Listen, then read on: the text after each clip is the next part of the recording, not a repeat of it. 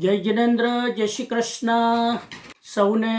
આજથી આપણે એક નવી જર્ની શરૂ કરીએ છીએ। જર્ની છે ભગવદ્ ગીતાની જર્ની। અને આ વિષય જરા મારા માટે નવો છે, પણ મારું સ્ટડી થાય એના માટે આ ચેલેન્જ મેં લીધું છે। કેમ કે નવો ટોપિક લઈએ ને તો જરા નવી રીતે વિચારવાનો મોકો મળે, થોડું ડીપલી થિંકિંગ કરવાનો મોકો મળે, સ્વાધ્યાય બરાબર થાય એના માટે। બાકી ઘણા બધા એક્સપર્ટ્સ લોકો છે ભારતમાં, ભારતની બહાર, જે ભગવદ્ ગીતા ઉપર અધિકૃત રીતે બોલી શકે, પણ હું આના માટે અધિકૃત વક્તા નથી। પણ જે કંઈ મારો અભ્યાસ છે અને ચિંતન છે એના આધારે આપણે આજે વાત કરીશું। આ જે આખી ટોક છે એનો પર્પઝ એ નથી કે ભગવદ્ ગીતામાં આપણે વિદ્વાન થવાનું છે। આ જે વ્યાખ્યાન છે એનો પર્પઝ કોઈ જ્ઞાની થવાનો નથી, કોઈ વિદ્વાન થવાનો નથી, કોઈ એક્સપર્ટ થવાનો નથી। આ ભગવદ્ ગીતાના સ્વાધ્યાયનો પર્પઝ છે આપણે ભગવદ્ ગીતાને જીવનમાં ઉતારી શકીએ। ભગવદ્ ગીતાના શ્લોકના આધારે, એના પાત્રોના આધારે આપણે ભગવદ્ ગીતાના અને પાત્રોના આપણા જીવનમાં પ્રયોગ કરી શકીએ। એટલે આખી થીમ છે આ Bhagavad Gita in action. Bhagavad Gita in action, આપણા જીવન વ્યવહારમાં ભગવદ્ ગીતા કેવી રીતે આવે એના માટે આ આજનું વ્યાખ્યાન, આજનું વક્તવ્ય, આજનું પ્રવચન, આજની ટોક આપણે ચાલુ કરીએ છીએ। અને જ્યાં જ્યાં જે શ્લોકમાંથી મેસેજ લેવાનો હશે એને આપણે વિસ્તારથી સમજવાની કોશિશ કરીશું। પહેલી વસ્તુ હું તમને એટલી કહી દઉં કે ભગવદ્ ગીતા એ બહુ જ પ્રેક્ટિકલ ગ્રંથ છે। કોઈ પણ ધર્મ સાથે, કોઈ પણ જાતિ સાથે, કોઈ પણ પરંપરા સાથે, કોઈ પણ ગ્રુપ સાથે, કોઈ પણ ધર્મ સાથે એનો લેવા દેવા નથી। આ લાઈફ ફિલોસોફીનો ગ્રંથ છે અને દુનિયાના કોઈ પણ ધર્મો એવા નથી કે જે ભગવદ્ ગીતાના સંદેશને ઇગ્નોર કરી શકે, એની ઉપેક્ષા કરી શકે। એટલો પ્રાસંગિક, એટલો રિલેવન્ટ, એટલો જીવનમાં આપણા દરેક ક્ષેત્રમાં ટચ થાય એવો વિષય છે। એટલે આપણે એની શરૂઆત કરીએ છીએ। આજે પહેલું વ્યાખ્યાન છે। મારો એવો ભાવ છે કે 18 અધ્યાય છે, તો 18 સ્વાધ્યાય તો મિનિમમ કદાચ થાય।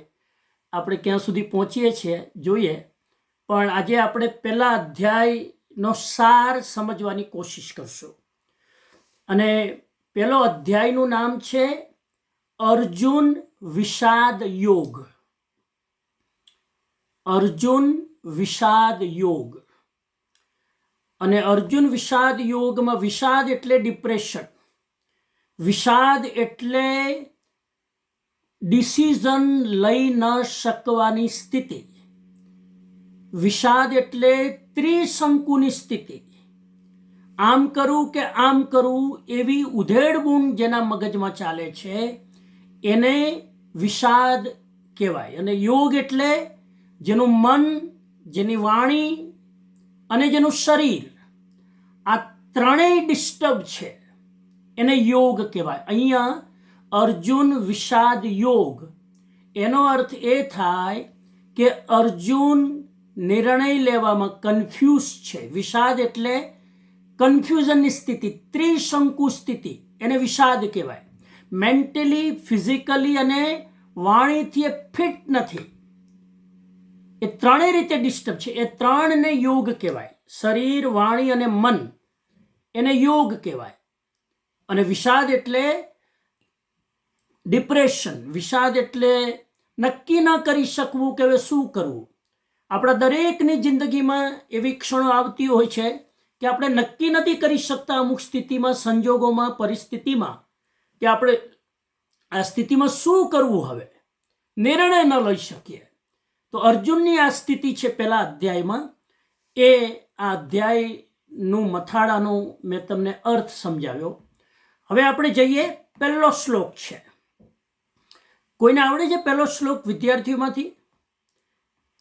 અરે વાહ, મેં કીધું તું મેસેજમાં કે આ પહેલો શ્લોક બને તો યાદ કરીને આવવાનો છે. ચલો, તપોવનના બાળકોના હાથ ઉપર છે. પુરુષાર્થના બાળકોને કોના હાથ ઉપર છે?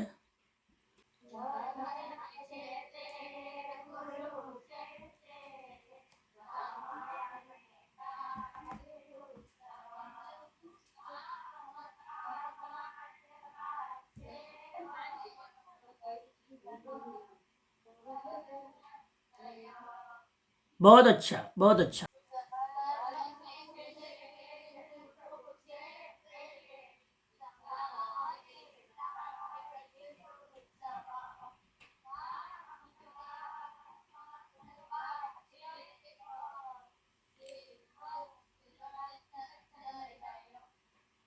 Very good. તો બહુ સરસ બોલ્યા બધા. આને આપણે સમજવાની કોશિશ કરીએ. બહુ જ મહત્વનો શ્લોક છે. આખી ભગવદ્ ગીતામાં આ શ્લોક કોણ બોલે છે, કોઈને ખ્યાલ છે? ધૃતરાષ્ટ્ર. આખી ભગવદ્ ગીતાના 700 શ્લોકમાં ધૃતરાષ્ટ્ર માત્ર એક શ્લોક બોલે છે. આખી ભગવદ્ ગીતામાં એક જ શ્લોક બોલે છે, અને એ પણ ઉદ્ઘાટન સમારોહ એના દ્વારા થાય છે. ઉદ્ઘાટનનો પહેલો શ્લોક બોલે છે ધૃતરાષ્ટ્ર. એ શ્લોક તમે જે બોલ્યા, ધર્મ ક્ષેત્રે કુરુક્ષેત્રે સમવેતા યુયુત્સવ મામકઃ પાંડવાશ્ચૈવ કિમ કુર્વત સંજય. અદ્ભુત શ્લોક છે. આ શ્લોકમાંથી ઘણો બધો મેસેજ લેવાનો છે. આખી હું પોણો કલાકની ચર્ચા પહેલા શ્લોક ઉપર જ કરવાનો છું. બાકીના બધા શ્લોકો પછી સમજાઈ જશે. પહેલા જ આ વસ્તુ શું કહે છે સમજો. થોડાક સ્ટેશન આપણે લઈશું.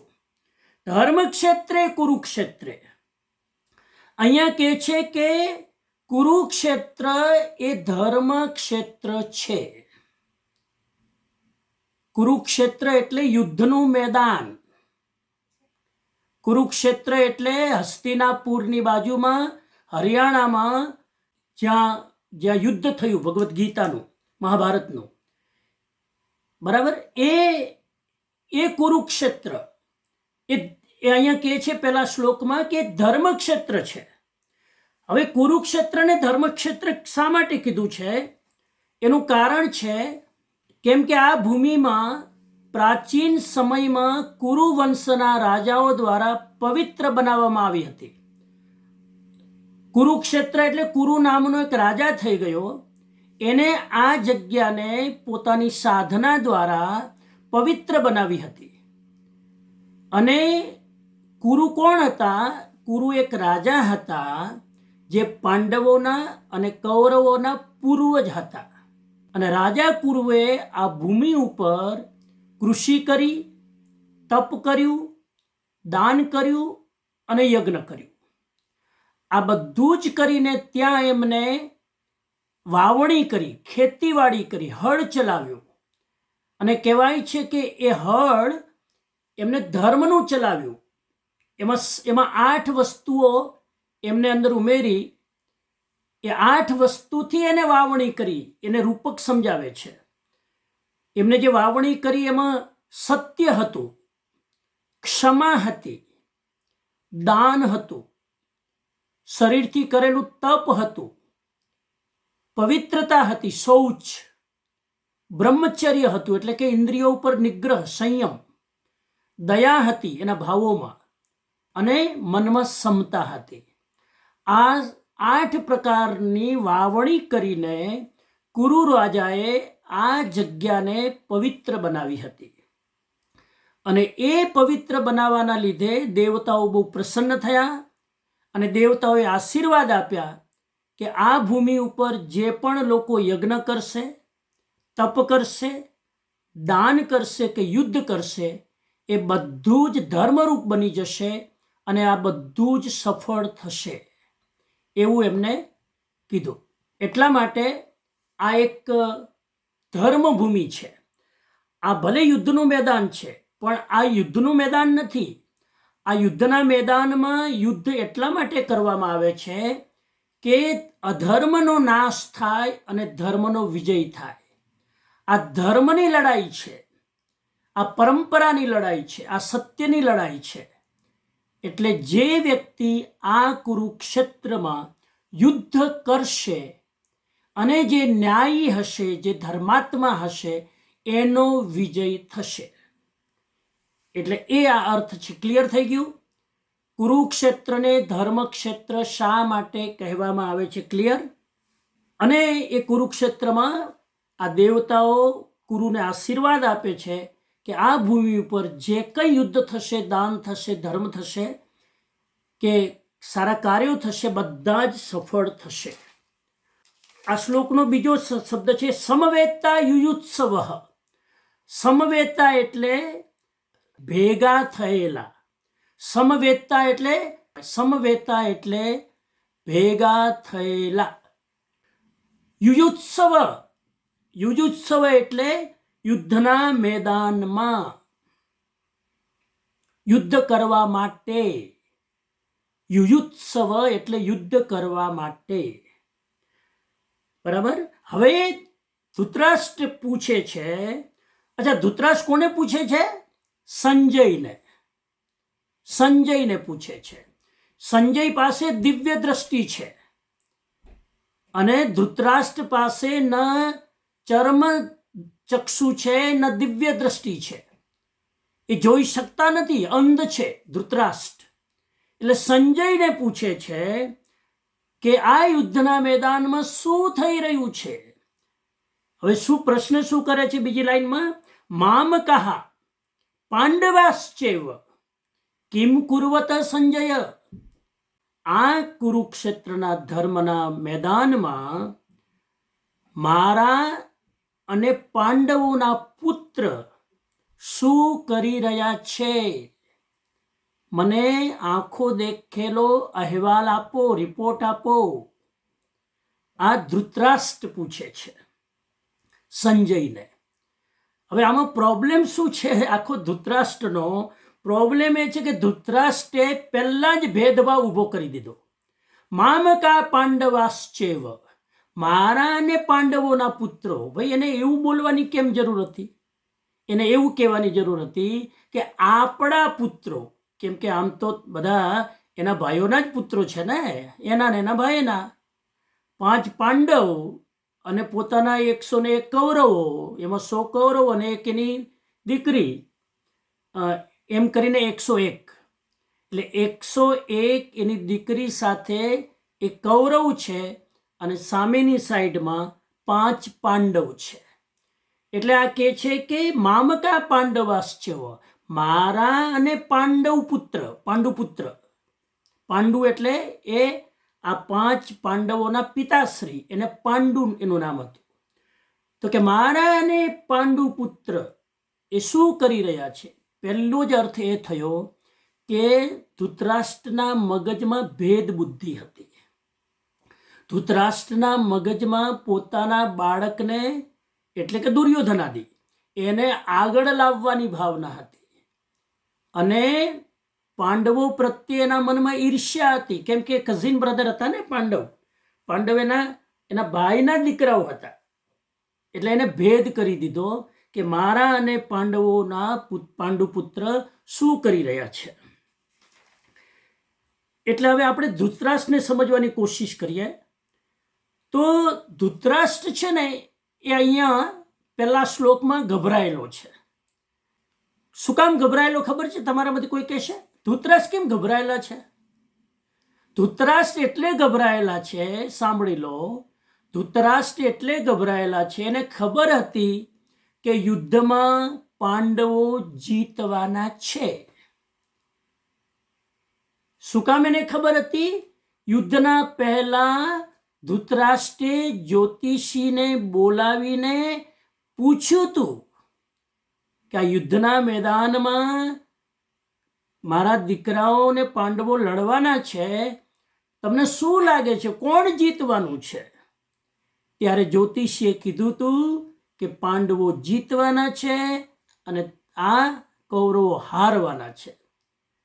પછી ભીષ્મ પિતામહે અને એમના ગુરુ દ્રોણાચાર્યએ બહુ સમજાવ્યા કે આ યુદ્ધ રહેવા દો, તમે જીતી શકવાના નથી આમાં.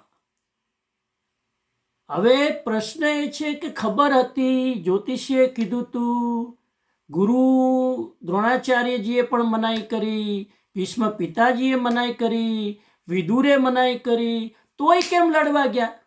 તોય કેમ ધૃતરાષ્ટ્ર દુર્યોધનને કહે છે યુદ્ધ કરો? હા બોલો હીરબેન, બોલો. હે તપોની દીકરી શું કહે છે? હા, વેરી ગુડ આન્સર.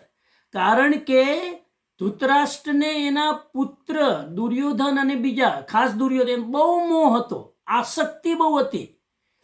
એને ખબર છે કે હારવાના છીએ, તોય કદાચ જીતી જઈએ તો મારા દીકરાને બધું મળી જાય, સામ્રાજ્ય મળી જાય, આ મળી જાય. કદાચ ઘણા લોકો હોય ને, ખબર જ હોય કે નાપાસ થવાના, તોય માથું મારે. ખબર છે કદાચ જીતી પાસ થઈ જઈએ તો, ખબર છે કે આમાં એક્સિડન્ટ જ થવાનો, છતાંય ગાડી ચલાવીને નીકળી જાવ તો, છતાંય આમ થઈ જાય તો કદાચ ટ્રાય તો કરવા દે. એવા ખોટા અખતરા કરવા જાય છે. અને શું કામ ખોટા અખતરા કરે છે? મોહ હતો, સત્તાની ઈચ્છા, લાલસા હતી, અને અને અને લોભી હતો. ધૃતરાષ્ટ્ર શબ્દનો અર્થ શું થાય? કોણ કહેશે? ધૃતરાષ્ટ્ર શબ્દને છૂટો પાડો. ધ્રુત એટલે શું? ધ્રુત એટલે ઘી.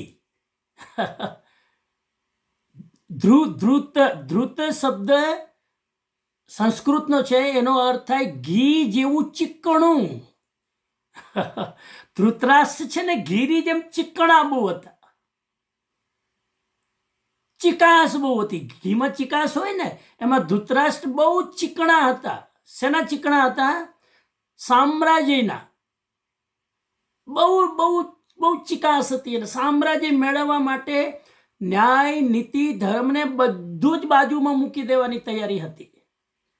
એટલે ધૃતરાષ્ટ્ર, રાષ્ટ્ર એટલે સામ્રાજ્ય, રાષ્ટ્ર એટલે સત્તા. એટલે ઘીની જેમ ચિકાસથી જિદ્દ કરીને પણ રાજ્ય પડાવી લેવાની જેનામાં ઈચ્છા છે, એવા વ્યક્તિનું નામ છે ધૃતરાષ્ટ્ર. હવે આખા સામ્રાજ્યના, હસ્તિનાપુર સામ્રાજ્યના ફાઉન્ડર કોણ છે? ફાઉન્ડર એટલે સંસ્થાપક. એના સંસ્થાપક છે ધૃતરાષ્ટ્ર. અને ધૃતરાષ્ટ્રના સહ સંસ્થાપક કોણ છે? સહ સંસ્થાપક. ધૃતરાષ્ટ્રે આખું હસ્તિનાપુરનું સામ્રાજ્ય એની મુઠ્ઠીમાં છે અને એને પાંડવોને આપવું નથી. હવે એમાં એ કોનો સહયોગ લે છે? એને કહેવાય કો ફાઉન્ડર. ફાઉન્ડર હતા ધૃતરાષ્ટ્ર અને કો ફાઉન્ડર બનાવે છે ગાંધારીને. એક બીજું પાત્ર આવે છે ગાંધારી. Thank you. આમાં તમે જોઈ શકો છો. હવે ધૃતરાષ્ટ્ર, આ બધા જે પાત્રો છે ને એને સમજી લો, એટલે પછી તમને ખબર પડે કે આમાં તમારો નંબર કયા પાત્ર સાથે મેચ થાય છે. હા, એમાં સૌથી પહેલું પાત્ર છે ધૃતરાષ્ટ્ર. ધૃતરાષ્ટ્રને બીજા શબ્દમાં કહેવાય અજ્ઞાની મનુષ્ય. જે જ્ઞાનથી આંધળા છે.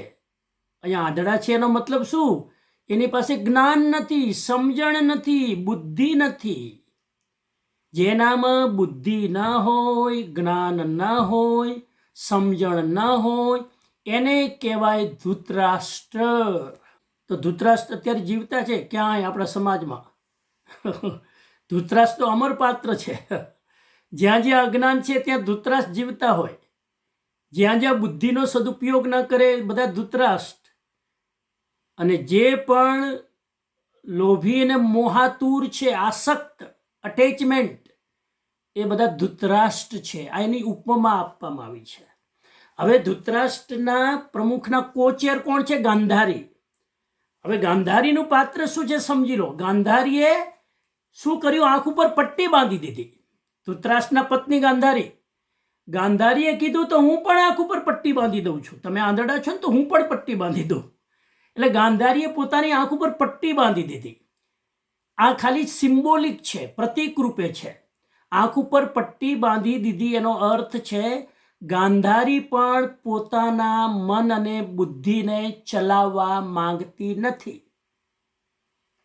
એટલે ધૃતરાષ્ટ્ર પણ બુદ્ધિ નથી ચલાવતા અને ગાંધારી પણ બુદ્ધિ નથી ચલાવતી. હવે બે ખોટા માણસો ભેગા થાય ને તો એ સારું કામ ન કરી શકે. સમજી ગયા? બે ખોટા માણસ ભેગા થાય તો સારું થાય જ નહીં, ખોટું જ થાય. અહીંયા બે ખોટા પાત્રો ભેગા થયા એક જ ઘરમાં, ધૃતરાષ્ટ્ર અને ગાંધારી. તો ગાંધારીએ પણ આંખ ઉપર પટ્ટી બાંધી દીધી. આ એક સિમ્બોલિક છે. સિમ્બોલિક આ બધા પાત્રોના આધ્યાત્મિક અર્થ છે કે બુદ્ધિ અને મનને અભરાઈ ઉપર ચડાવી દીધી, હું વાપરવાની નથી. હવે અજ્ઞાની મનુષ્ય, સાંભળજો, અજ્ઞાની મનુષ્ય જ્યારે મન અને બુદ્ધિ પર પટ્ટી બાંધી દે ત્યારે એમાંથી 101 બુરાઈનો જન્મ થાય. 101 બુરાઈ જન્મે. બરાબર સમજવાની કોશિશ કરજો, એમને લખતા નહીં, સમજીને લખો. અજ્ઞાની મનુષ્ય એટલે કે ધૃતરાષ્ટ્ર મન અને બુદ્ધિ ઉપર પટ્ટી બાંધી દે છે એટલે ગાંધારી. તો આ બેયના સંયોગથી જે જન્મ લે એ 101 બુરાઈ છે. અને 101 બુરાઈ એટલે 100 કૌરવ અને એક એની બેન. તે બેનનું નામ હતું દુશલા. દુશલા. અને 100 કૌરવ તમને ખ્યાલ છે.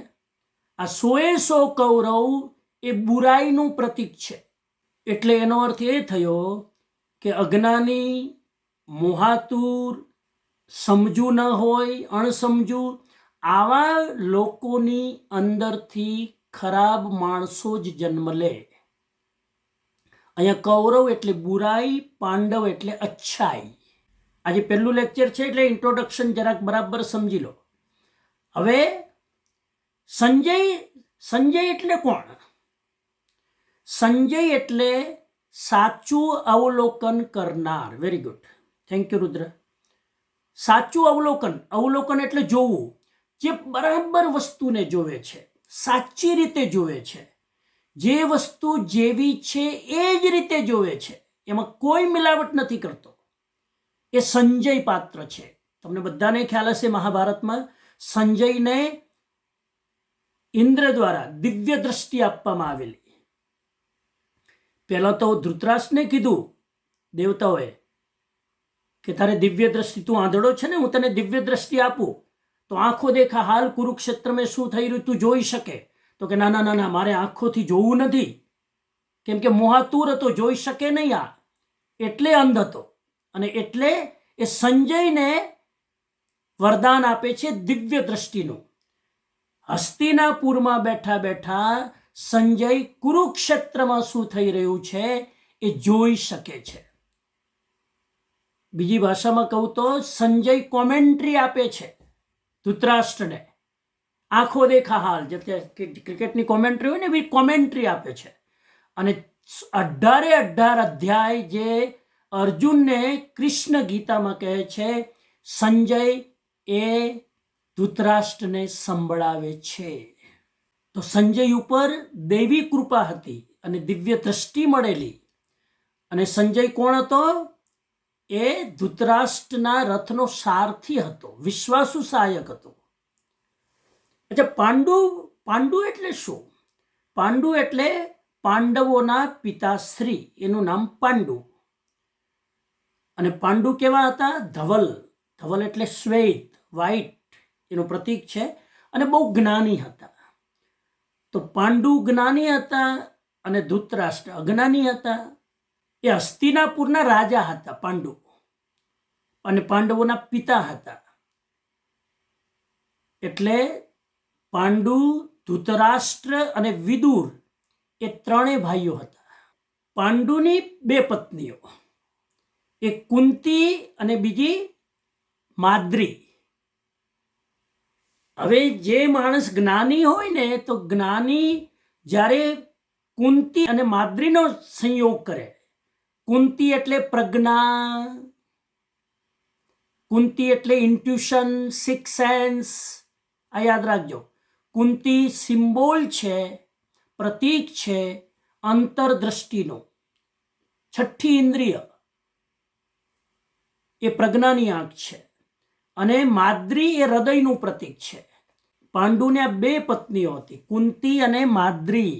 બંને બહુ સમજુ, ઇન્ટ્યુશન, પ્રજ્ઞા એમની જાગૃત હતી, અને એક ભાવનાશીલ હતી હૃદયથી. હવે જ્યારે પાંડુ અને કુંતી માદ્રીનો સંયોગ થાય, એટલે એમાંથી 5 ગુણો જન્મ લે, 5 ક્વોલિટીઝ પ્રગટ થાય. પેલામાંથી 101 કૌરવો પ્રગટ થયા, 101 બુરાઈઓ. આમાં 5 ગુણોરૂપી પાંડવો પ્રગટ થયા. એટલે કુંતી અને માદ્રીના કુલ 5 બાળકો, એ 5 ગુણ તરીકે પ્રતીક છે. એને પણ આપણે સમજી લઈએ.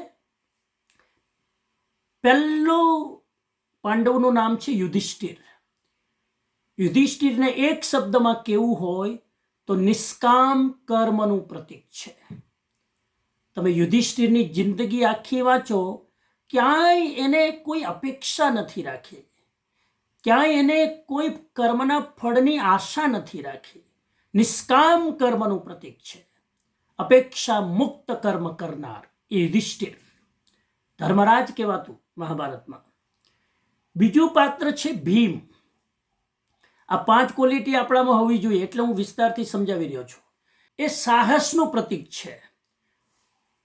ભીમ એ સાહસનું પ્રતીક છે. ખોટું ચલાવી ન લેવું, સાહસ. સત્ય હોય એ કહેવામાં ડરવું નહીં, એ ભીમ. શરીરનું બળ તો હતું જ, સાથે સાથે બુદ્ધિ અને ભાવનાનું પણ બળ હતું, સચ્ચાઈનું બળ હતું એની પાસે, એ ભીમ. ત્રીજું અર્જુન. અર્જુનની ક્વોલિટી શું હતી? વિચારશીલ હતો અર્જુન. વિચાર્યા વગર કંઈ ના કરે, કોઈ પણ કરે એના પહેલા એ બહુ ઠંડા દિમાગથી વિચાર કરે. અર્જુન બહુ વિચારશીલ. તમે જુઓ ને ભગવદ્ ગીતામાં કૃષ્ણ ભગવાનને 18 અધ્યાય સુધી ખેંચી લઈ જાય છે. આટલા બધા વિચાર કર્યા ત્યારે ત્યાં સુધી પહોંચે ને, નહીં તો પહેલા શ્લોકમાં હથિયાર ફેંકી દો. 18 અધ્યાય સુધી અર્જુન કૃષ્ણને પ્રશ્નો પૂછ્યા કરે છે. વિચારશીલ હતો, દરેક વાતમાં બહુ વિચાર કરતા. તો આ ત્રીજું આપણામાં ક્વોલિટી હોવી જોઈએ, વિચારશીલ. વિચારશીલ શબ્દ વાપર્યો છે. વિચારો કરવા એ વિચાર વાયુ છે, કારણ વગર વિચાર કરવા એ વિચાર વાયુ છે. પણ જ્યારે કોઈ નિર્ણય લેવાનો હોય ત્યારે ઠંડા દિમાગથી સારા ખોટાનો ભેદ કરીને જે માણસ ચિંતન કરે એને કહેવાય વિચારશીલ. ચોથા પાંડવનું નામ હતું નકુલ. નકુલનો અર્થ સીધો થાય જે આકુલ વ્યાકુલ ન થાય, નકુલ. ઊંચો નીચો ન થાય, નકુલ. હાઈપર ન થાય, નકુલ. અસ્થિર ન થાય, નકુલ. એક શબ્દમાં કહીએ તો જે મેન્ટલી સ્ટેબલ છે, માનસિક સ્થિરતાનું પ્રતીક છે નકુલ. એનું મન વારંવાર ડગે નહીં ક્યાંય પણ. તો જેનું મન સ્થિર છે, ચિત્ત સ્થિર છે, એને કહેવાય નકુલ. અને પાંચમું પાત્ર છે સહદેવ.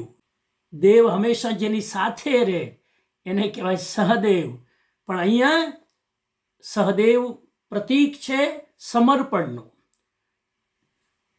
સમર્પણ, ડેડિકેશન.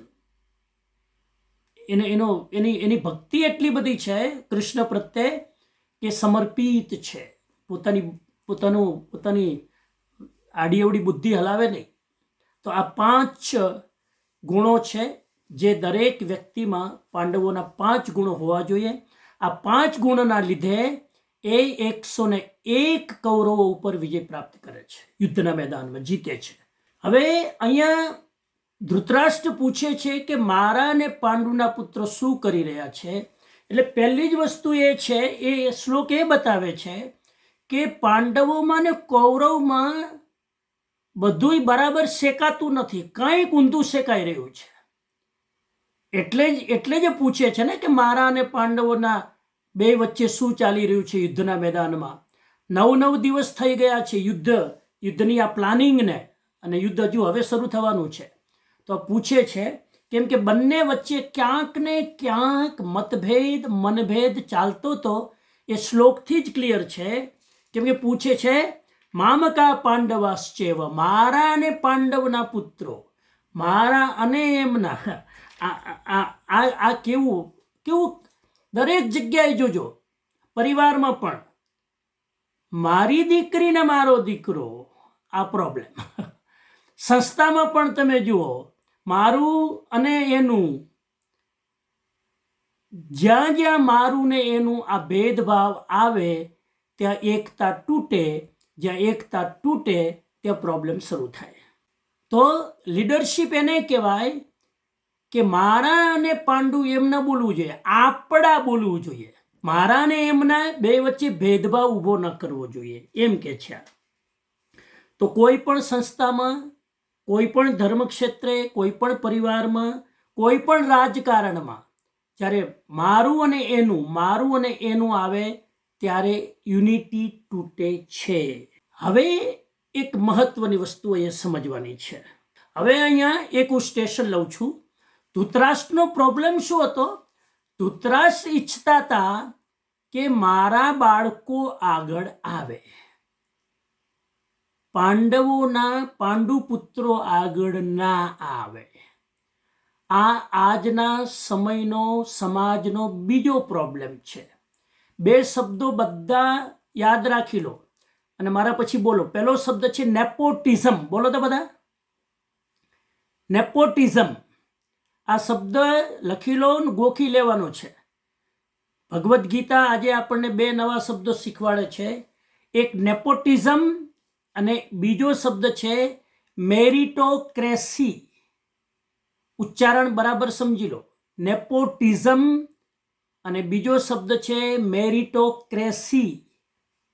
આ 2 શબ્દોને આપણે સમજીએ. ધૃતરાષ્ટ્ર એમ કે છે કે દુર્યોધન આગળ આવવો જોઈએ, દુર્યોધનને રાજ્ય મળવું જોઈએ, મારા પુત્રો આગળ આવવા જોઈએ. પાંડવોના પુત્રોની સાથે ખૂબ ઈર્ષ્યા છે. એટલે નેપોટિઝમનો અર્થ થાય છે ભાઈ ભત્રીજાવાદ. નેપોટિઝમ એટલે ભાઈ ભત્રીજાવાદ. નેપોટિઝમ એટલે સગાવાલાને આગળ લાવવાની માનસિકતા. મારા સગા હોય, મારા વાલા હોય, મારા રિલેટિવ હોય, એને આગળ કરો, એને આગળ કરો. ભલે એનામાં યોગ્યતા હોય કે ન હોય. પ્રોબ્લેમ છે યોગ્યતા નથી છતાં મારા બાળકો આગળ આવવા જોઈએ. આ તકલીફ છે મહાભારતની, આ તકલીફ છે ધૃતરાષ્ટ્રની. અને આ તકલીફ ખાલી ધૃતરાષ્ટ્રની નથી. આજે કોઈ પણ રાજકારણમાં તમે જુઓ, પોલિટિક્સમાં, કોઈ પણ બિઝનેસમાં તમે જુઓ, કોઈ પણ બોલિવૂડમાં તમે જુઓ, કોઈ પણ ઇન્સ્ટિટ્યુશનમાં તમે જુઓ અને કોઈ પણ ધર્મમાં તમે જુઓ, બધે આ નેપોટિઝમનો પ્રોબ્લેમ છે. શબ્દ યાદ થઈ ગયો? સ્પેલિંગ સાથે NEPOTISM. નેપોટિઝમ એટલે મારા સગા વાલા આગળ આવવા જોઈએ, યોગ્યતા ન હોય તો પણ. એટલે આજે એક બીજો મેસેજ શીખી લો આ લેક્ચરમાં. ક્યારેય પણ પોતાના લોકો ભલે હોય પણ જો યોગ્ય ન હોય તો એને પ્રોત્સાહન નહીં આપવાનું. હવે રાજકારણમાં શું થાય? રાજકારણમાં તમે જુઓ, રાજકારણમાં હું કોઈનું નામ નહીં લઉં, પણ દરેક લીડર એવું ઈચ્છે કે મારા છોકરાઓ આગળ આવે. રાજકારણમાં આ જ પ્રોબ્લેમ છે. મારા છોકરાઓ આગળ આવવા જોઈએ. પણ રાજકારણમાં આવું બહુ ચાલે. તમે રાજકારણની સ્ટડી કરજો. અત્યારે જેટલા સંસદો છે એ સંસદોના છોકરાઓને કેટલા મોટા પદો આપવામાં આવ્યા છે. એની યોગ્યતા ન હોય છતાં પણ એને પદ, અધિકાર, જવાબદારીઓ આપીને દેશને બરબાદ કરી રહ્યા છે. આ રાજકારણ. એવી રીતે બિઝનેસમાં, વેસ્ટર્ન વર્લ્ડમાં તો એવું નથી. ઇન્ડિયામાં બિઝનેસમાં પણ હવે કોઈ બાપદાદાનો મોટો ધંધો હોય, હવે એની ઉંમર થઈ જાય એટલે એના છોકરાને બેહાડી દે. પણ એનો છોકરો યોગ્ય છે કે નહીં એ તો જુઓ ભાઈ. યોગ્યતા વગર તમે છોકરાને બેહાડી દો તો એ બરબાદ કરશે. એટલે બિઝનેસમાં પણ તમારા બાળકો યોગ્ય હોય તો આગળ સ્થાન આપો, યોગ્ય ન હોય તો નહીં. એવી રીતે બોલિવૂડમાં મેં અહીંયા એક્ઝામ્પલ આપ્યું છે. રાજ કપૂરનો છોકરો ઋષિ કપૂર, એને આગળ કર્યા. ઋષિ કપૂરનો છોકરો રણવીર કપૂરને આગળ કર્યા. આ બાજુ શ્રીદેવી તો શ્રીદેવીએ એની દીકરી જાહ્નવી કપૂરને આગળ કરી. આ બાજુ ડેવિડ ધવલ તો એને વર્ણ ધવલને આગળ કર્યો. આ એક્ઝામ્પલ છે ખાલી સમજવા માટે.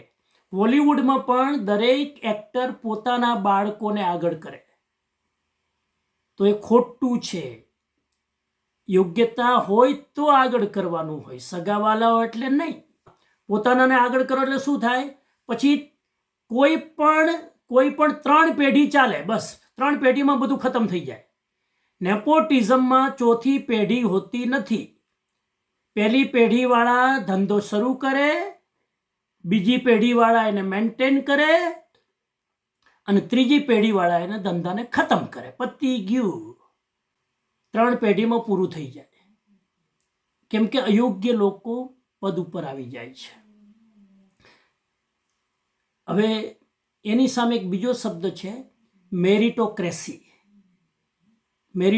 આ શબ્દ પણ યાદ કરી લો.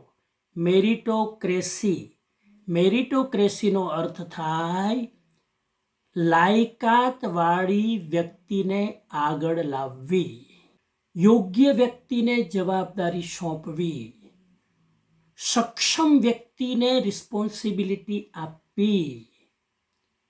એ મેરિટોક્રેસી છે. તો ધૃતરાષ્ટ્રનો પ્રોબ્લેમ શું છે? નેપોટિઝમ. મારા આગળ આવવા જોઈએ. અને ખબર છે તમને, દુર્યોધનમાં એક પણ યોગ્યતા નથી.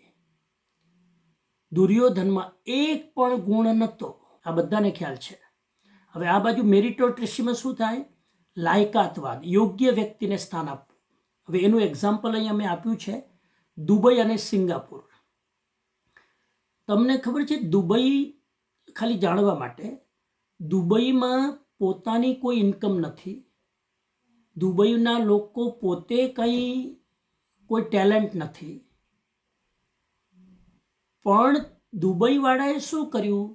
આખી દુનિયામાંથી બુદ્ધિશાળી લોકોને ત્યાં ભેગા કર્યા અને એમને કીધું કે ધંધો તમે કરો અને અમને 10% ભાગ આપી દો. આ દુબઈની ફિલોસોફી. કોઈને પણ દુબઈમાં જઈને ધંધો કરવો તો કરી શકે, પણ ત્યાંના લોકલ દુબઈના લોકોને તમારે પાર્ટનર બનાવવાનો અને એ કંઈ જ કરે નહીં, તમારે 10% કમાણીમાંથી આપી દેવાના. આનું નામ દુબઈ. અત્યારે દુબઈમાં રહેતા બધા જ લોકો સમૃદ્ધ છે અને એ વિન વિન થિયરી છે કે અમે આગળ આવીએ ને તમે આગળ આવો. દુબઈમાં જે લોકો ધંધો કરવા ગયા બધા આગળ આવ્યા અને દુબઈના લોકલ લોકો પણ ખુશ કે અમને 10% મળી જાય છે. આ ફિલોસોફીથી ચાલે છે. સિંગાપુર પણ આ ફિલોસોફી પર ચાલે છે. સિંગાપુરના એક કન્ટ્રીના સંસ્થાપક હતા લી ક્વાન યુ. એનું નામ છે લી ક્વાન યુ. આ લી ક્વાન યુ એ સિંગાપુરના સંસ્થાપક હતા. સિંગાપુર કન્ટ્રીની સ્થાપના કરનાર. 1957માં સ્થાપના કરી અને 1990 સુધી એમને રાજ કર્યું. આ લી ક્વાન યુની ફિલોસોફી પણ દુબઈની જેવી હતી. એ ધૃતરાષ્ટ્રની જેમ નહોતા કે મારા બાળકો આગળ આવે. લી ક્વાન યુના કોઈ બાળકોને આગળ કર્યા નથી. જેનામાં યોગ્યતા હોય, જેનામાં ટેલેન્ટ હોય જેનામાં લાયકાત હોય, કાર્યક્ષમતા હોય, એ જ પ્રધાનમંત્રી બની શકે. એવી રીતે આખા સિંગાપુરનો વિકાસ થયો. હવે આપણે અહીંયા એક બીજું હવે અહીંયા ધૃતરાષ્ટ્રને શું કરવાની જરૂર હતી ખબર છે? હવે તો ધૃતરાષ્ટ્રને એ કરવાની જરૂર હતી કે ધૃતરાષ્ટ્રે કીધું હોત કે એ દુર્યોધન, આ પાંચે પાંડવો સક્ષમ છે, પાંચે પાંડવ સાથે મિટિંગ કરી લે અને એમને હસ્તિનાપુરનું રાજ્ય ચલાવવા દો ને બધું કરવા દો. તારે જે જોઈએ છે શું જોઈએ? તો કે મારે ગુડ લાઈફસ્ટાઈલ, મારે પૈસા બનાવવા છે, મારે મોજ શોખ કરવા છે, મારે ગાડીઓમાં ઘૂમવું છે.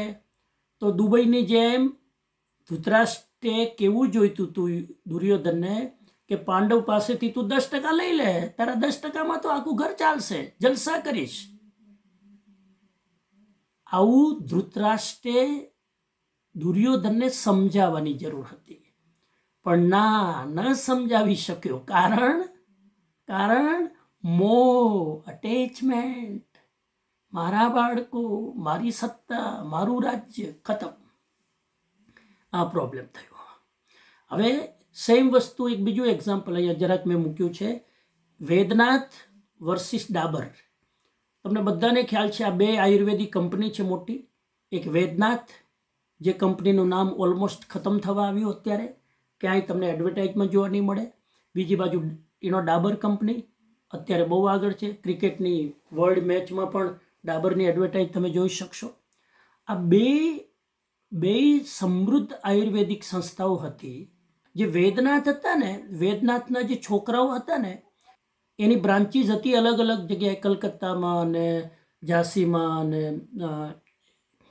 પટનામાં. ને એમને શું કર્યું, બધાને અલગ અલગ ધંધો ચાલુ કરાવી દીધો. એટલે એની ધંધાની જે સ્ટ્રેન્થ હતી ખતમ થઈ ગઈ. અને ડાબરે શું કર્યું, એક જ બિઝનેસ રાખ્યો અને એના પરિવારના બધાને એના શેર આપી દીધા, શેર હોલ્ડર બનાવી દીધા. એના કારણે ડાબર કંપની યુનાઇટેડ રહી અને વેદનાથની કંપની, એના બધા દીકરાઓ તૂટી ગયા. જો ભાઈઓ આપસમાં લડે તો એ સંસ્થા, એ ધંધો, એ કંપની બધું જ પડી ભાંગે. એટલે ધૃતરાષ્ટ્રે વેદનાથનું કામ કર્યું. ડાબરની જેમ સિંગાપુર, દુબઈની જેમ એને કરવાની જરૂર હતી. તો આખો મેસેજ એ છે મિત્રો કે યોગ્ય વ્યક્તિને આગળ લાવવો જોઈએ, પરિવારના લોકોને આગળ લાવવાની કોશિશ ન કરો. હા, કન્ડિશન એપ્લાય. પરિવારની વ્યક્તિ યોગ્ય હોય, પાત્ર હોય તો જરૂર આગળ લાવવું જોઈએ.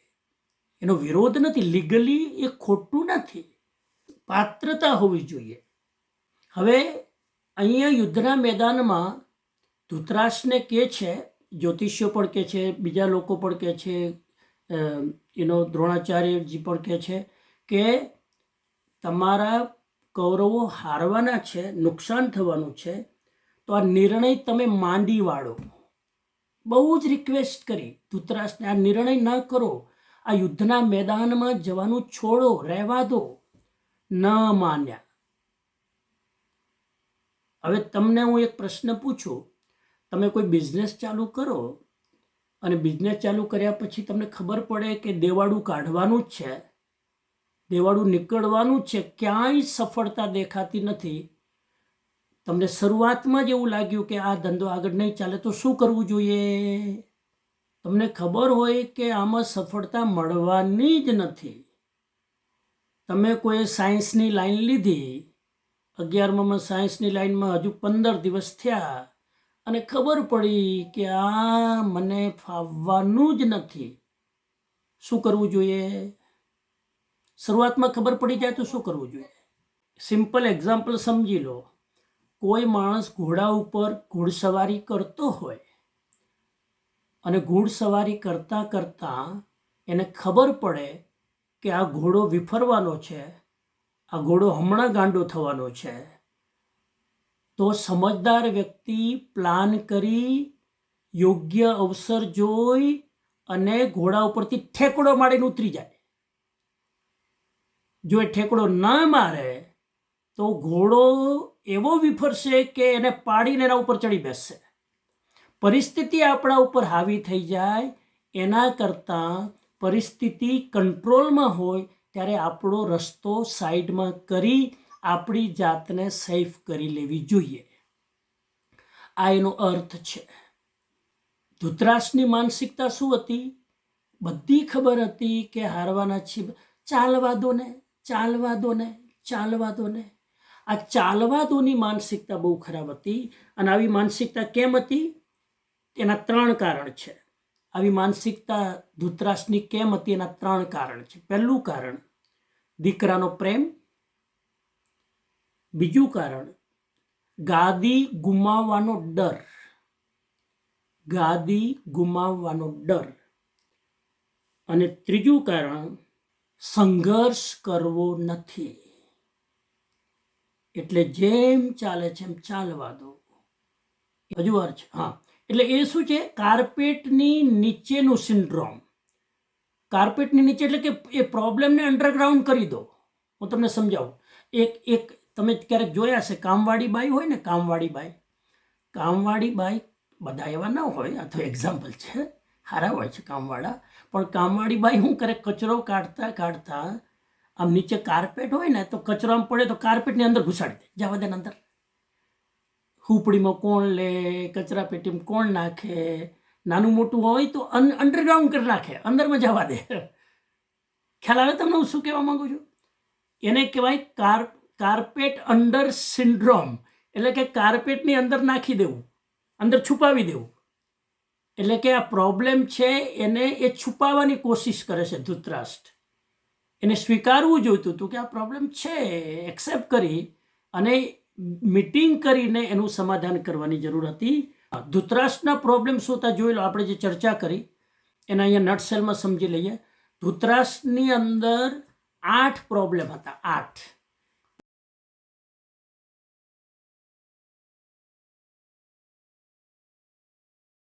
પહેલો પ્રોબ્લેમ હતો અંધ આસક્તિ, આંધળી આસક્તિ. એ સત્ય જોઈ શકતા ન હતા. બીજો પ્રોબ્લેમ એ અહંકારી હતા. ઈગો બહુ હતો, આગ્રહ બહુ હતો, મારું કીધું જ થવું જોઈએ, હું કહું એમ જ થવું જોઈએ. ત્રીજું લોભ બહુ હતો, લાલચ બહુ હતી. ગમે તેમ ન્યાયથી, અન્યાયથી, અધર્મથી, જૂઠું કરીને, લડાઈ કરીને પણ રાજ્ય મળી જતું હોય તો લઈ લેવાનું. તો લોભ લાલચ હતી. અપ્રામાણિકતા, ઓનેસ્ટી નથી, ઈમાનદારી નથી. ભૂલ ક્યારેય સ્વીકારે નહીં. આટલા લક્ષણો તો સમજી લેવાનું આપણે ધૃતરાષ્ટ્ર છીએ. આમાંથી એક લક્ષણ હોય તો એટલા ટકા ધૃતરાષ્ટ્ર. ભૂલ ન સ્વીકારે. ઘણા લોકો એમાં હોય, ભૂલ સ્વીકારે જ નહીં, પરિસ્થિતિ ઉપર નાખી દે, બીજા લોકો ઉપર ઢોળી દે, પોતે ભૂલ સ્વીકારે નહીં, પોતાની કમજોરી એક્સેપ્ટ ન કરે. આ ધૃતરાષ્ટ્ર. યોગ્ય વ્યક્તિનું મૂલ્ય ન કરે. આ ધૃતરાષ્ટ્ર. એને દ્રોણનું મૂલ્ય ન કર્યું, ભીષ્મ પિતાનું મૂલ્ય ન કર્યું, પાંડવોનું મૂલ્ય ન કર્યું, વિદુરનું મૂલ્ય ન કર્યું. યોગ્ય વ્યક્તિને એનું મહત્વ ના આપ્યું. અને નિર્ણય શક્તિનો અભાવ, ડિસિઝન ન લઈ શક્યા. જે ડિસિઝન ન લઈ શકે મોહના કારણે, એ બધા જ ધૃતરાષ્ટ્ર છે. નિર્ણય શક્તિ ન લઈ શક્યા. ભીમે સમજાવ્યું, દ્રોણે સમજાવ્યું, વિદુરે સમજાવ્યું, ન સાંભળ્યું. એના માટે એક વસ્તુ કહેવાય, કોઈ પણ નિર્ણય લેવો હોય ને તો 3 કન્ડિશન છે, 3 શરત નિર્ણય લેવા માટે. એને કહેવાય છે WRT ફિલોસોફી. બધા છોકરાઓ યાદ રાખી લો. સ્ટુડન્ટ છો ને એટલે ભગવદ્ ગીતાને સ્ટુડન્ટના લેંગ્વેજ ઉપર જાઉં છું. નિર્ણય લેવા માટે 3 શરત, WRT ફિલોસોફી. W એટલે ડિસિઝન કેવી રીતે લેવું જોઈએ? વાઇસલી. W એટલે વાઇસલી, સમજો જરાક. R એટલે રાઇટલી, અને T એટલે ટાઈમલી. બધામાં લી આવે છે. વાઇસલી, રાઇટલી, ટાઈમલી. આ 3 શબ્દ યાદ રાખી લો કોઈ પણ નિર્ણય લેવા માટે. વાઇસલી એટલે બુદ્ધિમાનીથી નિર્ણય લો, મગજ વાપરો, બુદ્ધિ વાપરો, આગળ પાછળનો વિચાર કરો.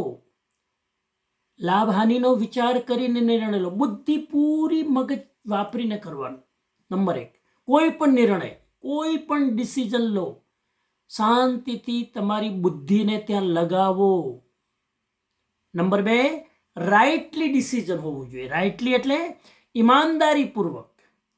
આપણા ડિસિઝનમાં બેઈમાની ન હોવી જોઈએ, ચાલાકી ન હોવી જોઈએ, લાલચ ન હોવી જોઈએ. રાઇટલી ડિસિઝન લેવાનું એટલે કે પ્રમાણિક ડિસિઝન હોવું જોઈએ.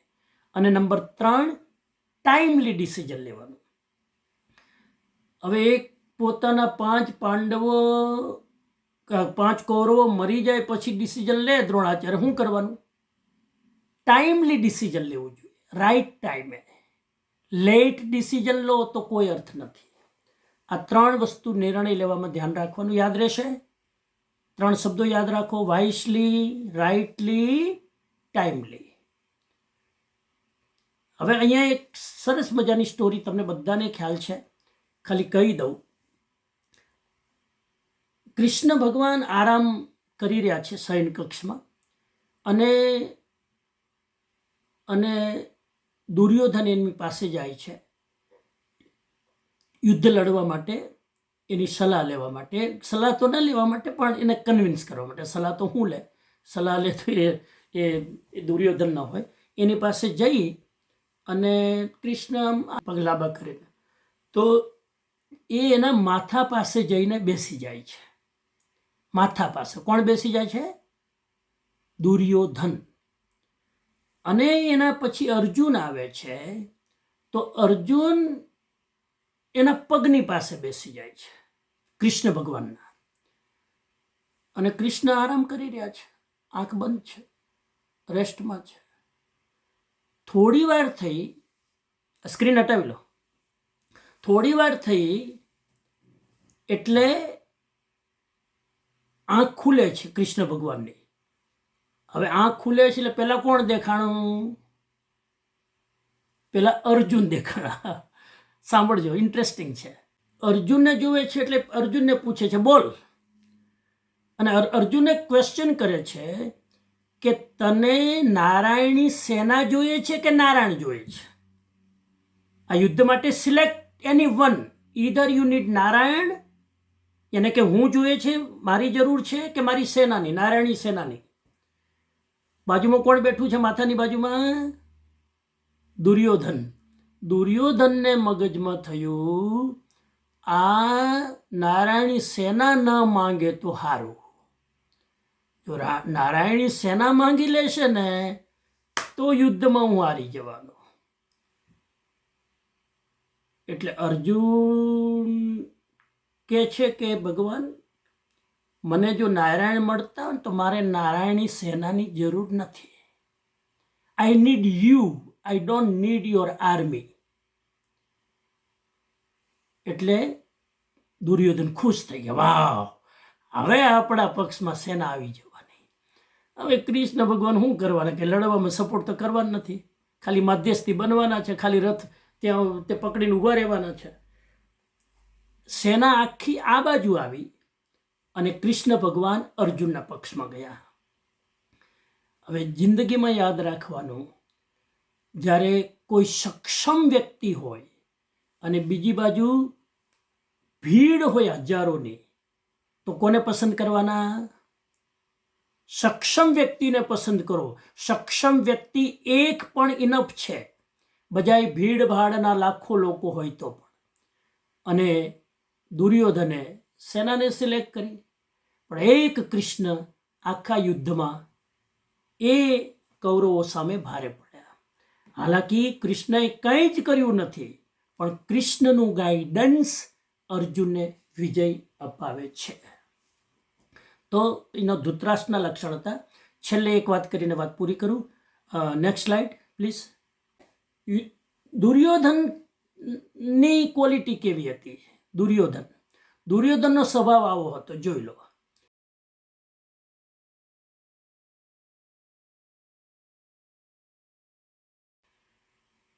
અને આમાંથી આપણામાં હોય તો જરાક સાવધાન થઈ જવાનું. દુર્યોધનનું પહેલું લક્ષણ હતું, બીજાને સાંભળે નહીં. બધામાં કાંઈ પણ હોય એટલે પોતે તો બોલે જ, બધે પોતે બોલે, બીજાને બોલવા ન દે એનું નામ દુર્યોધન. નંબર 2, અહંકારી અને આગ્રહી. હવે બાપ જેવા હતા તો બેટા એવા જ હોય ને, પોતાની ઈચ્છા મુજબ બધું કરે. દુર્યોધનને બહુ સમજાવ્યા, બધાએ બહુ સમજાવ્યું. કૃષ્ણને મહાભારતમાં ક્યારેય યુદ્ધ કરવું નહોતું, પણ આ જિદ્દના કારણે, લાલચના કારણે, સત્તાના મોહના કારણે યુદ્ધ કરવું પડ્યું આ લોકોની સામે. નંબર 3, બીજાને કંટ્રોલમાં કરવાનો સ્વભાવ. દુર્યોધન હંમેશા બીજાને કંટ્રોલ કરે, બધાને કંટ્રોલ કરે. અહીં સુધી તમે આગળના શ્લોક જોજો, પહેલા અધ્યાયના 2, 3, 4 શ્લોકમાં એના ગુરુને આદેશ કરે છે. પોતાના ગુરુ ઉપકારી દ્રોણાચાર્યને કહે છે, જુઓ, આખા એના બધા શ્લોક છે એમાં હું નથી જતો, પણ આદેશ કરે, ગુરુને પણ જે આદેશ કરે એટલો ઉદ્દંડી દુર્યોધન. પછી નંબર 4 લક્ષણ, પોતાની ભૌતિક વસ્તુઓનું પ્રદર્શન કરે. પોતાની પાસે કંઈક વસ્તુ હોય ને, મારી પાસે ઘડિયાળ એટલે હું આખી દુનિયાને મારી સ્માર્ટ વોચ બતાવું, આખી દુનિયાને હું ઘડિયાળ પહેરું છું. ઘણા લોકો નવી ગાડી ખરીદે ને તો ગાડીની બાજુમાં ઉભા રહીને સેલ્ફી પાડે. પોતાની ભૌતિક વસ્તુઓ બતાવવાનો શોખ ઘણા લોકોને બહુ જ હોય, મટીરિયલ વસ્તુ બતાવવાનો શોખ. આવું ક્યારેય નહીં રાખવાનું. સમાધાન અને શાંતિમાં જેને કોઈ ઇન્ટરેસ્ટ નથી, હંમેશા લડવાની જ વૃત્તિ. કેટલા લોકોએ કીધું સમાધાન કરી લો ભાઈ, શાંતિથી જીવો, તમારે મોજ શોખથી જીવો, રાજ્ય હું કામ તમે આ બધું કરો છો, પણ સમાધાન અને શાંતિમાં કોઈ ઇન્ટરેસ્ટ નહીં. એકમાત્ર એનો ઇન્ટરેસ્ટ નંબર 6, વિજય પ્રાપ્ત કરવામાં, ન્યાયથી કે અન્યાયથી મારી જીત થવી જોઈએ. અને નંબર 7, પોતાના જ ભાઈઓ પ્રત્યે ખૂબ ઈર્ષ્યા. પાંડવોની સંપત્તિ પ્રત્યે, એની પ્રગતિ જોઈને, એની લાયકાત જોઈને જે અંદર બળી મરે એનું નામ દુર્યોધન. તો આટલા 7 દુર્ગુણો દુર્યોધનની અંદર મુખ્ય રૂપે હતા. એ દુર્ગુણોમાંથી આપણે બહાર નીકળવું જોઈએ. આખું ચેપ્ટર આપણને, ઉપસંહાર કરું 1 જ મિનિટમાં, આખું ચેપ્ટર આપણને શીખવાડે છે કે જિંદગીમાં યોગ્ય વ્યક્તિને પ્રોત્સાહન આપો, અયોગ્ય વ્યક્તિને નહીં. નંબર 1.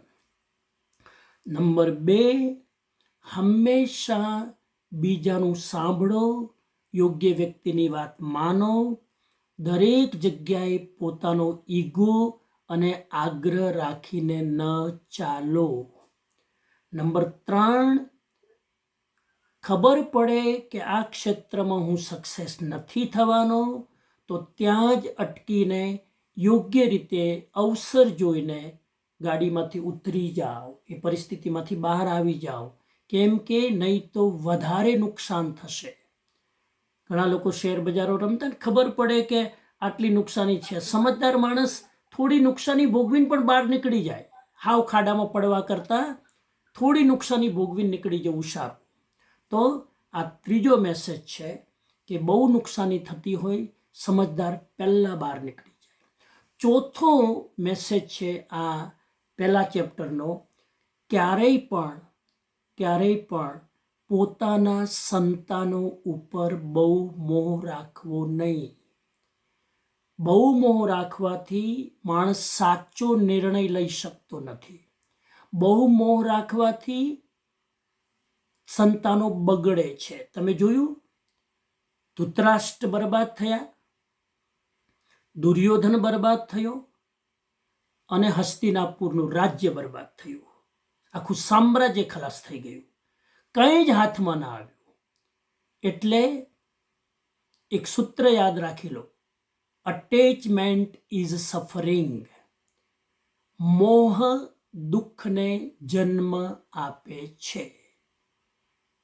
મોહ દુઃખને જન્મ આપે છે. અતિ મોહ કોઈના ઉપર નહીં રાખવાનો. પ્રેમ બધાને કરો, બધાની સંભાળ રાખો, બધાને આદર આપો, પણ કોઈ વગર મને ન ચાલે, કોઈ પરિસ્થિતિ વગર ન ચાલે, આવી વસ્તુ વગર મને ન ચાલે, આવો મોહ છે એ માણસને ડૂબાડે છે. એ નહીં રાખવાનો. અને મહત્વની વસ્તુ છે કે કોઈ પણ પરિસ્થિતિને અંડરગ્રાઉન્ડ નહીં કરવો, છુપાવો નહીં. મેં એક્ઝામ્પલ આપ્યું, કાર્પેટની નીચે કચરો નાખી દે, કોઈને ખબર ન પડે, અને પછી અઠવાડિયા પછી જુઓ તો અંદર જીવાત ઉત્પન્ન થઈ હોય, અંદર બધા બેક્ટેરિયા ઉત્પન્ન થયા હોય, અંદર કીચડ ઉત્પન્ન થયા હોય, કોકરોચ ઉત્પન્ન થયા હોય. ડોન્ટ અંડરગ્રાઉન્ડ ધ પ્રોબ્લેમ આવે તો એને ફેસ કરી એને સોલ્વ કરો, એને અંડરગ્રાઉન્ડ નહીં કરો, કાર્પેટની નીચે નહીં નાખો. આ મહત્વની વસ્તુ આપણે શીખવાની છે. અને છેલ્લી વસ્તુ, મારા અને એના મામકા પાંડવાશ્ચ પુત્ર, એ બુદ્ધિ ન હોવી જોઈએ. મારા અને એના નહીં, મારા અને એનાના બદલે કઈ ભાષા વાપરવાની? આપણા વિદ્યાર્થીઓ શું કરે છે, એમ આપણા ટ્રસ્ટીઓ શું કરે છે, આપણા શિક્ષકો શું કરે છે. મારા શિક્ષક એના શિક્ષક નહીં. જ્યાં મારું ને એનું આવ્યું ત્યાં એકતા ખંડિત થાય છે, પ્રોબ્લેમ શરૂ થાય છે. Message is very important. આપણે ભગવદ્ ગીતાને આ રીતે વિચારતા નથી. આપણે ભગવદ્ ગીતાના શ્લોક વાંચી લઈએ, એના અર્થ કરી લઈએ, પણ આપણી લાઈફ સાથે એને કનેક્ટ કરીને સમજવું એ બહુ જ ઇમ્પોર્ટન્ટ છે. એટલી અદ્ભુત છે આ ગીતા, ભગવદ્ ગીતાના શ્લોક એક વેરી રિલેવન્ટ. ધંધો હોય, બિઝનેસ હોય, સ્ટડી હોય, સ્પિરિચ્યુઆલિટી હોય, હેલ્થ હોય, આધ્યાત્મિકતા, કોઈ ક્ષેત્ર એવું બાકી નથી જેમાં ભગવદ્ ગીતાના સંદેશનો રોલ ન હોય. આઈ એમ નોટ એક્સપર્ટ, પણ હું તમારા નિમિત્તે સ્વાધ્યાય કરી રહ્યો છું. બધા સ્વેચ્છાએ દિલથી ઇન્વોલ્વ થઈને તપોવનના અને પુરુષાર્થના બાળકો હોસ્ટેલના અત્યારે લાઈવ આમાં જોડાઈને લાભ લઈ રહ્યા છે. અને અમુક બાળકો તો એટલા દિલચસ્પીથી બધી નોટ્સ લઈ અને આ વસ્તુને સમજવાની ને પચાવવાની કોશિશ કરે છે અને જીવનમાં ઉતારવાની કોશિશ કરે છે. આ એક જીવનનું અત્યારે છે ફાઉન્ડેશન આપણું તૈયાર થઈ રહ્યું છે. અને તમે એટલા બધા લકી છો કે બહુ નાની ઉંમરમાં આ ભગવદ્ ગીતા જેવા પવિત્ર ગ્રંથોના અમૂલ્ય શ્લોકોનું તમને ભાવ સમજવા મળી રહ્યો છે. એટલે યુ આર સો ફોર્ચ્યુનેટ. તમે બહુ ભાગ્યશાળી છો કે આ નાની ઉંમરમાં તમને આ લાભ મળી રહ્યો છે. એટલે એને ઇગ્નોર ન કરતા બહુ ગંભીરતાથી લઈ નોટ્સ પૂરી લેવાની ટેવ પાડજો. અને એ માટે હું ભીમસિંહભાઈને પુરુષાર્થ સંસ્થાનો આભાર વ્યક્ત કરું છું. થેન્ક યુ, ખૂબ ખૂબ આભાર. માંગલિક. નમો અરિયંતાણમ, નમો સિદ્ધાણમ, નમો ઐરિયાણમ, નમો અધ્યાયાણમ, નમો લોય સવ્વ સાહુણમેસો પંચનમુક્કારો સવ્વ પાવપણાસણ મંગલાણંચ સવ્વે સિંહ પડમમ હવૈ મંગલમ ચત્તારી મંગલમ અરિહંતા મંગલમ સિદ્ધા મંગલમ શાહુ મંગલમ કેવલી પન્નત્તો ધમ્મો મંગલમ ચત્તારી લોગુત્તમા અરિહંતા લોગુત્તમા સિદ્ધા લોગુત્તમા શાહુ લોગુત્તમા કેવલી પન્નત્તો ધમ્મો લોગુત્તમા ચત્તારી શરણમ પવજ્જામિ અરિહંતે શરણમ પવજ્જામિ સિદ્ધે શરણમ પવજ્જામિ શાહુ શરણમ પવજ્જામિ કેવલી પન્નત્તમ ધમ્મમ શરણમ પવજ્જામિ. સર્વે ભવન્તુ સુખિનઃ, સર્વે સંતુ નિરામયા, સર્વે ભદ્રાણિ પશ્યન્તુ, મા કશ્ચિત દુઃખ ભાગ ભવેત. ઓમ શાંતિ શાંતિ શાંતિ. રુદ્ર, થેન્ક યુ સો મચ. તને પણ ખૂબ ખૂબ આભાર. રુદ્રનો આખું કોર્ડિનેટ કરે છે. જય શ્રી કૃષ્ણ.